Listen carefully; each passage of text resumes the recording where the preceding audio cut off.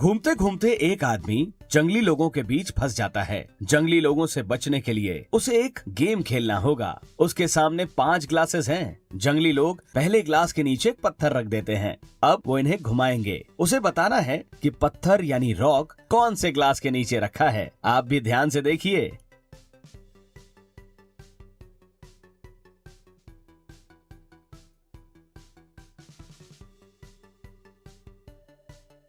जंगली लोग फिर उस आदमी से पूछते हैं, बताओ पत्थर कौन से ग्लास के नीचे है? तो आदमी बोलता है डी। अब आप बताइए कि क्या वो आदमी उन जंगली लोगों से बच पाएगा कि नहीं बच पाएगा? मुझे अपना आंसर कमेंट करके बताइए। आप चाहें तो रिपीट भी कर सकते हैं।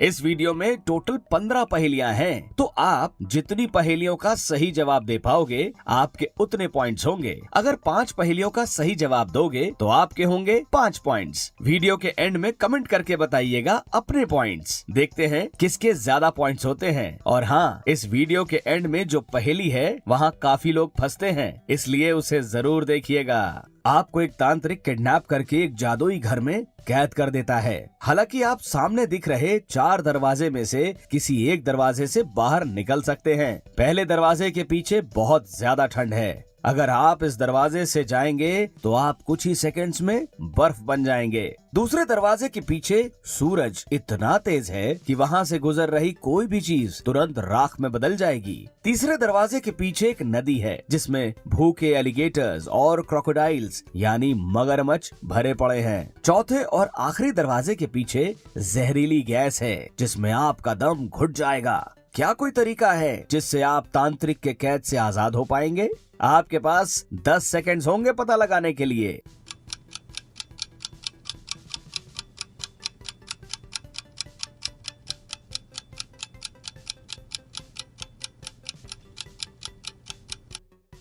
कॉमन सेंस लगाना था। शाम का इंतजार करो और जब सूरज ढल जाए तो दूसरे दरवाजे से निकल लो। क्या आपका जवाब भी यही था? इस पहेली में मेरे शब्दों पर ध्यान दीजिएगा, वरना आप फंस जाओगे। आप घूमते घूमते गुफा में फंस गए हैं। आपके सामने गुफा से बाहर निकलने के 2 दरवाजे होते हैं। पहले दरवाजे के पीछे गर्म लावा की नदी है। अगर आप उसमें गए तो आप ऑफ कोर्स जलकर मर जाएंगे।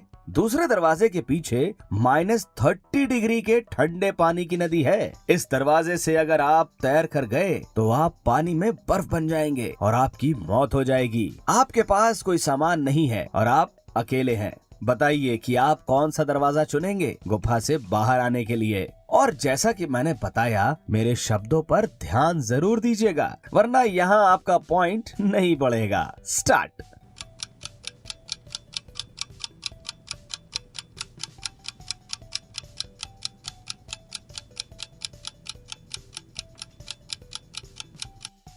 चलिए आंसर देखते हैं। नदी का पानी -30 डिग्री सेल्सियस है, तो नदी तो जम चुकी होगी। आप उस पर आराम से चलकर गुफा से बाहर निकल सकते हैं।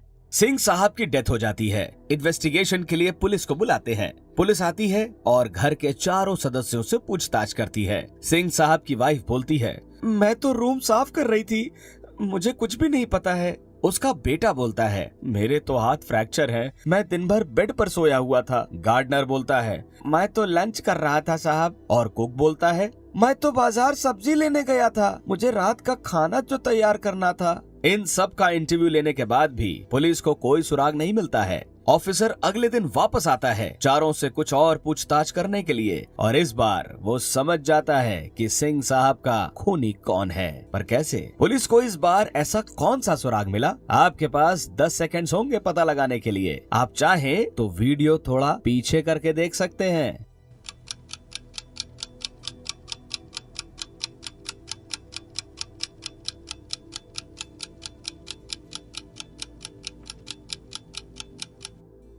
खूनी सिंह साहब का बेटा है। जब पहले दिन ऑफिसर आया तो इसका राइट हैंड फ्रैक्चर्ड था, लेकिन दूसरे दिन इसने पट्टी लेफ्ट हैंड में लगाई हुई थी, यानी ये बस नाटक कर रहा था। खून इसी ने किया है। क्यों? था ना मजेदार? पुलिस ऑफिसर विपुल बहुत ही घमंडी था। एक दिन उसका मर्डर हो जाता है। डिटेक्टिव क्राइम सीन पर पहुंच जाता है। उसे विपुल के पॉकेट से एक पर्ची मिलती है जिसमें ये लिखा था। डिटेक्टिव को 3 लोगों पर शक जाता है। साफ सफाई करने वाला राज, जेल का कैदी अमित और दूसरा पुलिस वाला तेज। साफ सफाई वाला बताता है, मैं तो सफाई कर रहा था। इंस्पेक्टर विपुल मुझे हमेशा डांटते रहते थे, फिर भी मैंने कुछ नहीं किया है। जेल का कैदी बताता है, सबको जेल में डाल देता था, लेकिन मैंने मर्डर नहीं किया है। दूसरा ऑफिसर तेज कहता है, मैं तो चाय पीने बाहर गया था, मुझे कोई आइडिया नहीं है। डिटेक्टिव विपुल के पॉकेट से मिली पर्ची को वापस से देखता है और समझ जाता है कि खूनी कौन है। क्या आप बता सकते हैं खूनी कौन है?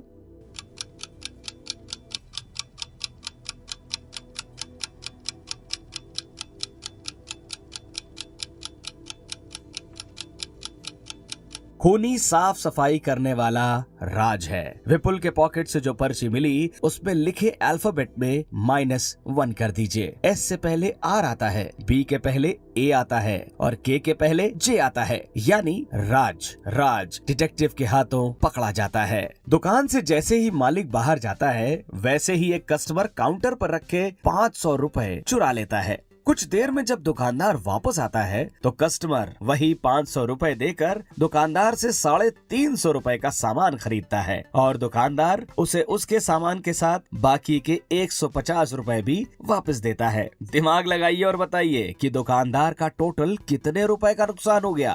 आंसर देखने से पहले अपने आंसर कमेंट करके बताइए।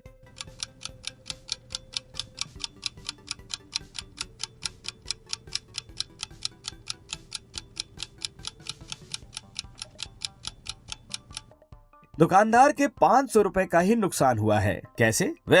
कस्टमर ने 500 रुपए चुराए पर उसने 500 दुकानदार को वापस भी कर दिए, यानी टोटल नुकसान 500 रुपए का ही हुआ। 350 का सामान और 150 रुपए कैश। आपका यहाँ पॉइंट बढ़ा या कंफ्यूज हो गए? यहाँ एक आदमी को रास्ते में एक वॉलेट पड़ा मिलता है। उस वॉलेट पर एस लिखा होता है। वो आदमी उसी जगह पर एक नोट छोड़ देता है, ये लिख के कि जिसका भी ये वॉलेट है वो सेक्टर 8 में रोहित के घर आ जाए। अगले दिन उसके घर 4 लोग आते हैं और चारों कहते हैं कि वो पर्स उनका है। रोहित असली ओनर को पहचानने के लिए उनसे कुछ सवाल पूछता है। आप लोगों का नाम क्या है? पहला लड़का कहता है शुभम, दूसरा वैभव, तीसरा साकेत और चौथा श्याम। रोहित फिर दूसरा सवाल पूछता है, ये वॉलेट आपने कब खोया था? पहला आदमी कहता है दोपहर में घर जाते वक्त। दूसरा, जी दोपहर में स्टेशन जाते वक्त। तीसरा, दोपहर में जब दोस्त से मिलने गया था तब। और चौथा, शाम को जब मैं सब्जी लेने गया हुआ था। रोहित को अब भी 2 लोगों पर शक जाता है और वो एक सवाल पूछता है, वॉलेट कौन से कलर का था? पहला आदमी कहता है ग्रीन, दूसरा ब्राउन, तीसरा ब्राउन और चौथा भी ब्राउन ही कहता है। रोहित को अब समझ में आ जाता है कि बैग किसका है। क्या आप समझ पाए? आंसर देखने के पहले अपने आंसर कमेंट करके बताइए।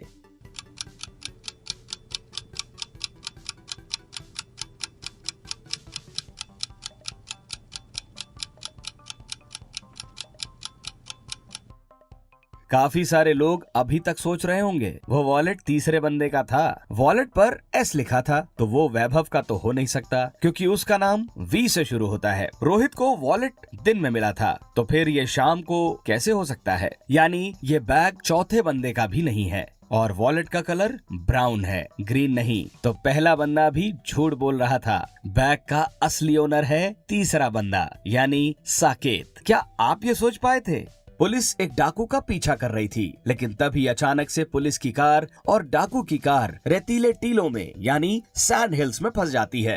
डाकू कार से निकलता है और सामने वाले गांव की तरफ भागता है और गायब हो जाता है। जब तक पुलिस वहां पहुंचकर देखती है तो उन्हें समझ नहीं आता कि डाकू कौन से घर में जाकर छुप गया है। क्या आप ध्यान से देखकर बता सकते हैं कि डाकू कौन से घर में छुपा होगा? आंसर देखने से पहले अपने आंसर कमेंट करके बताइए।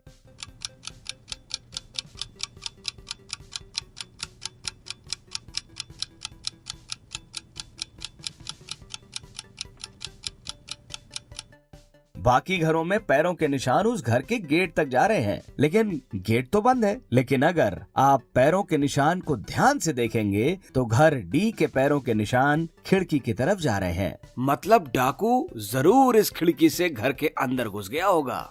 एक ट्रक, एक घुड़सवार और एक मोटरसाइकिलिस्ट एक साथ सिग्नल ग्रीन होने के इंतजार कर रहे होते हैं। अचानक से ट्रक ड्राइवर ने ट्रक का हॉर्न बजाया। जोर की आवाज सुनकर बगल में खड़ा घोड़ा डर गया और उसने अपने बगल में खड़े मोटरसाइकिलिस्ट के कान काट लिए। तेज दर्द के कारण मोटरसाइकिलिस्ट गलती से बिना सिग्नल ग्रीन हुए बाइक को आगे बढ़ा देता है, जिससे एक एक्सीडेंट हो जाता है। सिचुएशन को अच्छे से एनालाइज करिए और बताइए कि पुलिस किसे पकड़ेगी। आपके पास 10 सेकंड्स हैं, अपने आंसर कमेंट करके बताइए।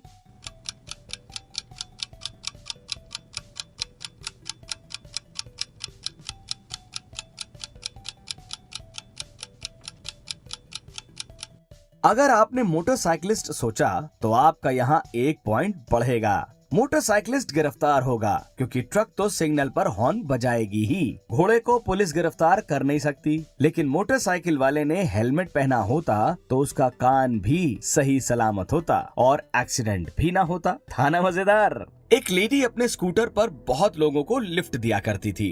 एक दिन ऐसे ही उसने किसी को लिफ्ट दिया और उस दिन उसकी मौत हो गई। डिटेक्टिव आशीष तुरंत वहां पहुंच जाता है, सीन को देखता है और समझ जाता है कि ये मर्डर नहीं एक्सीडेंट है। पर कैसे? डिटेक्टिव को ऐसा क्यों लगता है कि ये मर्डर नहीं एक एक्सीडेंट है? इसका हिंट वीडियो में ही है, तो आप चाहें तो वीडियो को पीछे करके देख सकते हैं। आंसर देखने के पहले अपना आंसर कमेंट करके बताइए।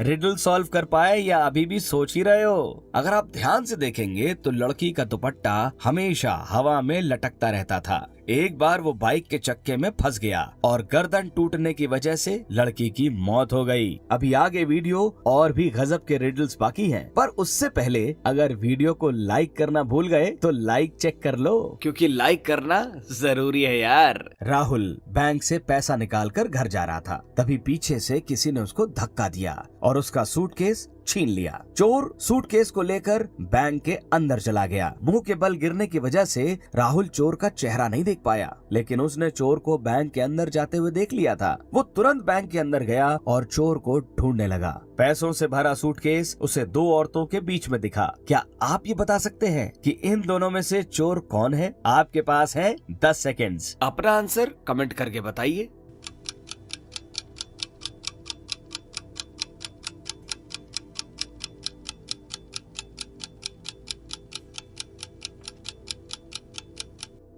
पता लगा पाए? अगर ए ने चोरी की होती तो सूटकेस उसके राइट में होना चाहिए था, क्योंकि उसके लेफ्ट हैंड में प्लास्टर है, मतलब चोरी बी ने की है। क्या आप बता सकते हैं कि इस लेडी का हस्बैंड कौन है? तीनों फोटोज को गौर से देखिए और मेरे बताने से पहले अपना आंसर कमेंट कीजिए।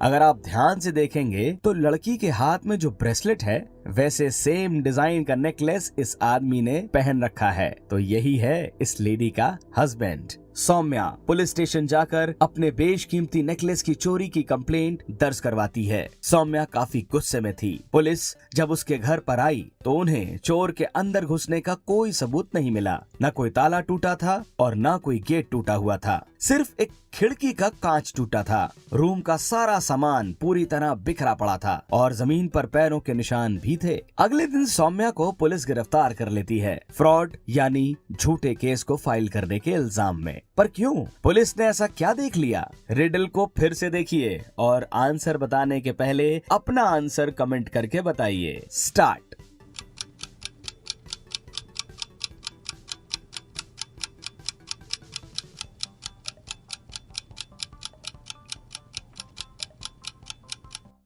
ओवर। पुलिस को विश्वास हुआ कि सौम्या झूठी है क्योंकि रूम की खिड़की रूम के अंदर से तोड़ी गई थी। अगर वो बाहर से टूटी होती तो फर्श पर कांच बिखरे पड़े होते। इन तीनों रास्तों को ध्यान से देखिए और मुझे बताइए कि आप कौन सा रास्ता चुनेंगे। पहला रास्ता नुकीले बर्फ का है, दूसरा रास्ता गरम लावा का है और तीसरा रास्ता जलते हुए कोयले यानी कोल का है। आंसर देखने से पहले अपने आंसर कमेंट करके बताइए।